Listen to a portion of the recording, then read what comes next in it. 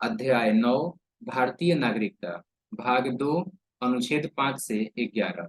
भारत में एकल नागरिकता का प्रावधान है। भारतीय नागरिकता अधिनियम 1955 ईस्वी के अनुसार निम्न में किसी एक आधार पर नागरिकता प्राप्त की जा सकती है। पहला, जन्म से। प्रत्येक व्यक्ति जिसका जन्म संविधान लागू होने अर्थात 26 जनवरी 1950 ईस्वी को या उसके पश्चात भारत में हुआ हो, वो जन्म से जो है भारत का नागरिक होगा। अपवाद, राजनयिकों के बच्चे, विदेशियों के बच्चे इसमें शामिल नहीं होंगे।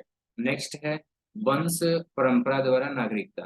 भारत के बाहर अन्य देश में 26 जनवरी 1950 ईस्वी के पश्चात जन्म लेने वाला व्यक्ति भारत का नागरिक माना जाएगा यदि उसके जन्म के समय उसके माता पिता में से कोई भारत का नागरिक हो।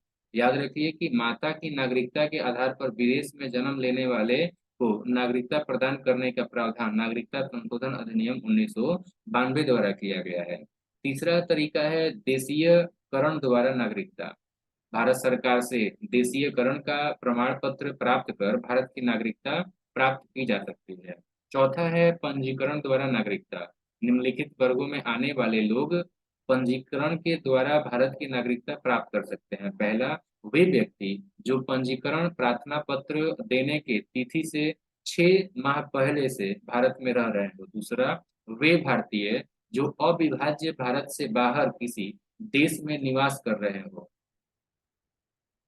तीसरा, वे स्त्रियां जो भारतीयों से विवाह कर चुकी हैं या भविष्य में विवाह करेंगी।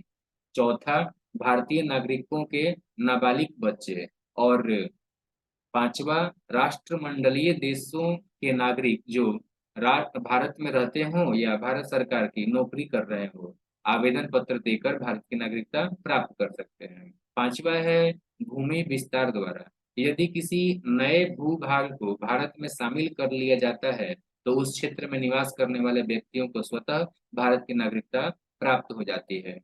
नेक्स्ट है भारतीय नागरिकता संशोधन अधिनियम 1986। इस अधिनियम के आधार पर भारतीय नागरिकता संशोधन अधिनियम 1955 में निम्न संशोधन किए गए। पहला, अब भारत में जन्मे केवल उस व्यक्ति को ही नागरिकता प्रदान की जाएगी जिसके माता पिता में से एक भारत का नागरिक हो। दूसरा, जो व्यक्ति पंजीकरण के माध्यम से भारतीय नागरिकता प्राप्त करना चाहते हैं उन्हें अब के भारत में कम से कम 5 वर्षों तक निवास करना होगा। पहले ये अवधि मात्र 6 माह की थी।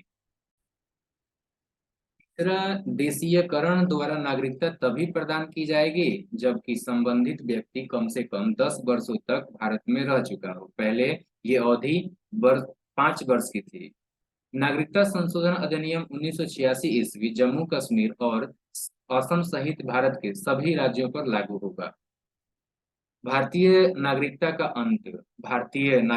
अंत निम्न प्रकार से हो सकता है। पहला, नागरिकता का परित्याग करने से। दूसरा, किसी अन्य देश की नागरिकता स्वीकार कर लेने पर। और तीसरा, सरकार द्वारा नागरिकता छीनने पर।